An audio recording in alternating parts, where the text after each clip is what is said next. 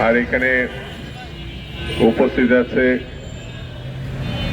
দেশ বাঁচাও মানুষ বাঁচাও আন্দোলনের সভাপতি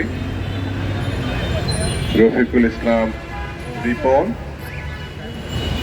জিয়া সাংস্কৃতিক সমাজ কল্যাণ সংগঠনের সভাপতি গিয়াসউদ্দিন খোকন, সম্মানিত নেতৃবৃন্দ, সাংবাদিক বন্ধুরা, ভাই এবং বোনেরা, আসসালামু আলাইকুম। আমি শুরুতেই উদ্যোক্তা কমিটির সম্মানিত নেতৃবৃন্দকে ধন্যবাদ জানাই। তীব্র ঠান্ডার মধ্যে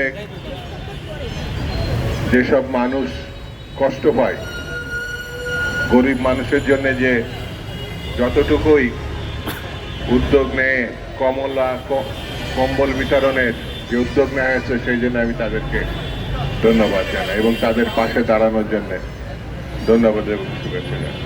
বন্ধুরা, 12 তারিখ আগামী মাসে, বোধহয় 30 দিনও নাই,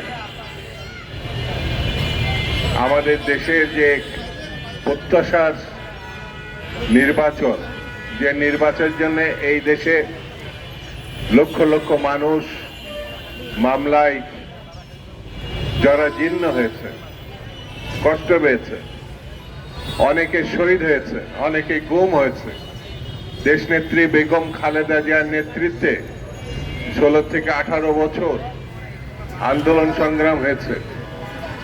আজকে সেই নেত্রী স্মরণে আজকে এই কম্বল বিতরণ,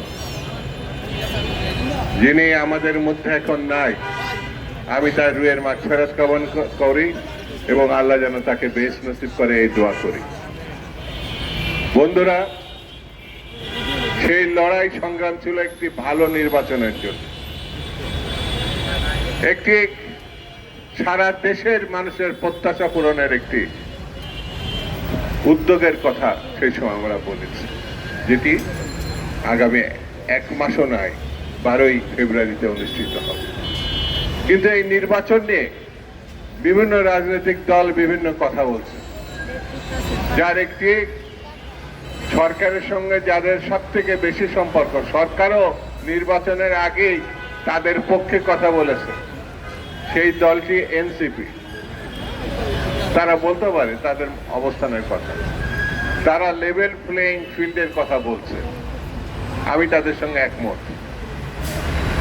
স্বচ্ছ, স্বাভাবিক, গ্রহণযোগ্য একটি নির্বাচনের জন্য লেভেল প্লেইং ফিল্ড খুবই জরুরি। সবার জন্য সুযোগ সুবিধা খুবই সমান হওয়ার দরকার। তারা যদি এটি মনে করে থাকে, তাদের সঙ্গে সরকারের তো খুব ভালো সম্পর্ক, সব সময় আবারই তো তারা তো সরকারের এই ত্রুটির কথা সরকারের সঙ্গে গিয়ে আলোচনা করে এটা মীমাংসা করতে হবে।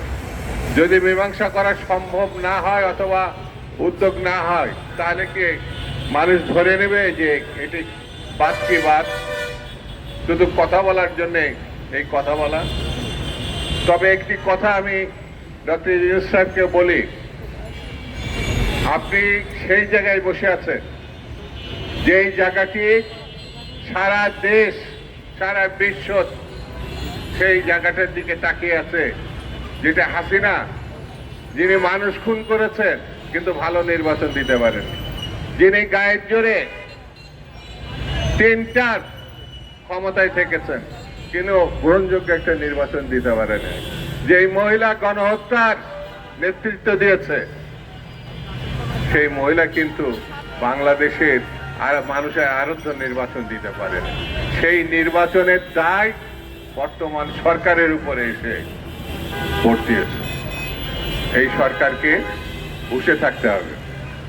এই নির্বাচনে যদি কোনো রকম ব্যত্যয় ঘটে, তাহলে দেশের গণতন্ত্র প্রতিষ্ঠার যে স্বপ্ন, সেটা বিঘ্নিত হবে। দেশের স্বাধীনতা সার্বভৌমত্ব বিঘ্নিত হবে।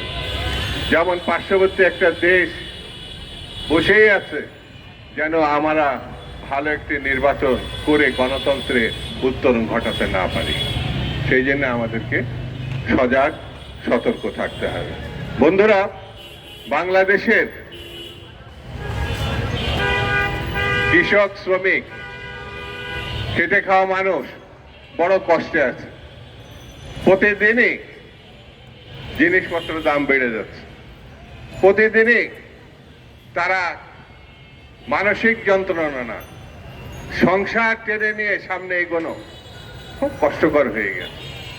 এই জন্যে বর্তমান সরকারের উচিত হচ্ছে তড়িৎ ভাবে কিছু পদক্ষেপ নিয়ে মানুষের পাশে দাঁড়ানো। যদিও তাদের হাতে সময় এখন কম, তাদের কাছে মানুষের প্রত্যাশা ছিল অনেক যে ও অতীত সরকার পারেনি, এই সরকার পারবে।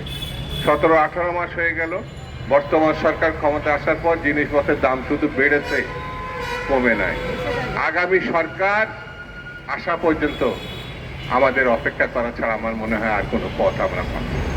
কিন্তু একটি জিনিস, ভালো নির্বাচনের জন্য আইন শৃঙ্খলা পরিস্থিতি ভালো হতে হবে, কিন্তু সেটিরও লক্ষণ আমরা দেখতে পাচ্ছি না। সেনাবাহিনী, আইন শৃঙ্খলা বাহিনী সবাই মাঠে থাকা অবস্থায় আমার এই ঢাকা শহর না, আমার চুয়াডাঙ্গাতেও জীবননগরে একটি ছেলেকে কি নির্মম ভাবে পিটিয়ে হত্যা করা হলো। এটা তো কোনো সন্ত্রাসীরা তাকে হত্যা করে নাই, কিন্তু যারা হত্যা করেছে তাদের এই হত্যা ঠেকানোর কথা, তারাই তো নির্বাচনে থাকবেন বলে আমরা জানি।